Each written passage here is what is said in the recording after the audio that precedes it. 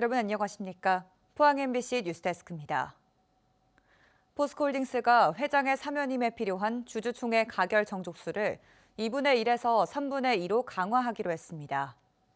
사면임 과정에서 일어날 수 있는 혼란을 미연에 방지하고 주주 지지 기반을 강화해 지배 구조를 안정화하려는 조치로 해석됩니다. 포스코홀딩스 회장의 임기는 3년이지만 연임과 관련한 규정이 없어 지난해 퇴임한 최정우 회장은 사면임에 도전했으나 실패했고 권오준, 정준양 등 역대 회장 상당수가 회장직을 연임했습니다.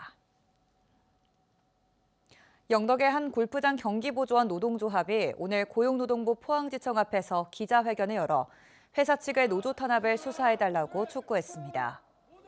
경기보조원 노조는 회사 측이 조합원 10여 명에 대해 조퇴와 병가, 고객 불만 등의 이유를 들어 배치 거부를 했고 핵심 간부 2명에게는 직장 내 괴롭힘 분리 조치를 한다며 지난해 11월 15일부터 무기한 배치 거부를 하고 있다고 밝혔습니다. 또 비조합원에게 노조 가입을 하지 않겠다는 각서를 받는 등 수차례 노조 활동을 방해했다고 주장했습니다. 독도는 우리 땅임을 입증하는 옛 자료 가운데는 우리나라가 아니라 일본에서 작성한 것도 있는데요. 일본의 독도 영유권 주장을 일축할 수 있는 중요한 근거로 평가되는데 이런 귀중한 옛 자료가 최초로 포항에서 공개됐습니다. 장성훈 기자가 보도합니다. 1700년대 일본 막부가 공인한 지도학자가 제작한 한국과 일본 지도. 울릉도와 독도가 조선 땅이라는 문구를 명확히 기재해 놓았습니다. 비슷한 시기 일본의 승려가 제작한 세계 지도입니다. 한반도 동쪽 울릉도와 독도가 한당, 즉 조선의 강원도에 속해 있습니다. 1600년대 일본 시마네 해현의 영주가 작성한 이 문서는 일본 주민들에게 울릉도와 독도 해역으로 넘어가 조업하지 말라고 적혀 있습니다. 심지어 금지령을 어긴 주민을 사형시키고 이후 일본 어선들이 독도에 접근하지 못했다는 사실은 100여 년 뒤 일본 정부 문서를 통해서도 확인됩니다. 일본이 제작한 옛 지도와 문서를 통해 독도가 대한민국의 땅임을 확인할 수 있는 전시회가 포항에서 열립니다. 김문길 한일문화연구소장이 20여 년간 일본에 체류하면서 수집한 개인 소장 자료 45점을 처음으로 공개한 건데 일본의 독도 영유권 주장이 허위임을 입증하는 귀중한 자료라는 평가입니다. 박어둔 안용복이가 들어가서 지키고 있을 때에 일본 어선들이 와서 싸움이 벌어지거나 폐대가고 할 때 그 당시에 문서들이 알았다. 독도는 죽도가 아니고 조선 땅이라는 것을 알았다 하고 금지를 내리는 거. 일본 학계에서도 이번에 전시된 자료를 주목하고 있습니다. 새로운 자료를 이렇게 공개해가지고 그리고 앞으로 일본 학자가 한국 학자 그리고 학생들이 토론할 수 있는 기회를 이번 전시회는 오는 28일까지 포항에 있는 경북도청 동부청사에서 열립니다. MBC 뉴스 장성훈입니다. 에이펙 고위관리회의 자원봉사자 발대식이 오늘 경상북도 문화관광공사에서 열렸습니다.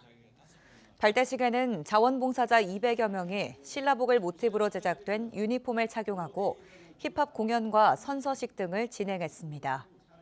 이번에 선발된 자원봉사자는 영어 또는 에이펙 회원국 언어를 구사하거나 국제회의 경험이 있는 사람들로 구성됐으며 다음 달 10일까지 활동할 예정입니다. 3월 5일 실시되는 제1회 전국 동시 새마을금고 이사장 선거에 경북에서는 104개 금고에 142명이 등록해 평균 1.4대 1의 경쟁률을 보였습니다. 등록을 마친 후보자는 오늘부터 3월 4일까지 위탁선거법에 정해진 방법으로 선거운동을 할 수 있습니다. 후보자와 선거운동원은 전화와 문자 메시지로 선거운동을 할 수 있고 인터넷 홈페이지 게시판 대화방 등에 글이나 동영상 등을 게시할 수도 있습니다. 환자가 진료해줄 병원을 찾아다니다 숨지는 이른바 응급실 뺑뺑이와 관련해 대구에서 처음으로 의료진들이 검찰에 넘겨졌습니다. 병원에서 필요한 응급조치를 하지 않았다고 경찰은 판단했는데 의료계는 정당한 전원이었다고 말합니다. 의정 갈등 1년째, 이런 사건이 앞으로도 계속될 수 있습니다. 손은민 기자입니다. 지난해 4월 대구의 한 병원에 입원 중이던 40대 남성이 귀와 눈 사이 관자 부위가 찢어졌습니다. 차로 9분 거리 종합병원 응급실로 갔는데 상처가 깊었고 의료진은 성형외과 의료진이 있는 병원으로 가야 한다고 판단했습니다. 환자는 9km 떨어진 상급 종합병원으로 옮겨졌습니다. 하지만 성형외과 진료가 불가능하단 말에 다시 6km 떨어진 상급 종합병원으로 가게 됐고 이곳에서도 같은 이유로 치료를 못 받았습니다. 또 다른 병원으로 이송을 준비하는 사이 환자는 숨졌습니다. 사인은 과다출혈, 다친 지 2시간 반 만입니다.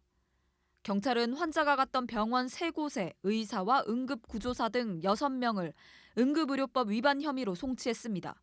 적절한 응급 조치를 하지 않았다고 본 겁니다. 의료계는 강하게 반발했습니다. 2월 20일 날 이제 전공의생들이 다 빠진 거 아시죠? 아주 초기에 진짜 혼란하고 어려울 때 아닙니까? 상급 종합병원이라도 언제나 모든 진료가 가능하진 않거든요. 응급실에서 이거는 응급학 전문의가 단순 봉합하기 어려운 상처다. 그거는 정당한 판단이고 정당한 의료 행위고. 당시 상황은 정부 지침에도 명시된 진료 거부의 정당한 사유였다는 겁니다. 대한응급의학회는 환자가 숨질 때마다 진료한 모든 의사에게 법적 책임을 지우면 응급의료는 무너질 거라고도 말했습니다.